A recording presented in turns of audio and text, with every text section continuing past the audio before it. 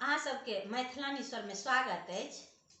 एगो सामा चकेबा के गीत लऽ के अयलहुँ हन, जखन संगी बहिनपा सब डाला लऽ कऽ सामा खेलै लए विदा होइ छथि आँगनसँ, ओहि घड़ी के गीत छी। छठि संगे तऽ सामा चकेबा सेहो शुरू भऽ जायत। निवेदन हुनकासँ जे एखन तक चैनल के सब्सक्राइब नहि केलहुँ हन ओ अवश्य करू। गीत नीक लागै तऽ लाइक कमेंट सेहो करी। जतेक पारंपरिक गीत सब रंग के गीत सुनै लए भेटत, और सुनै छी।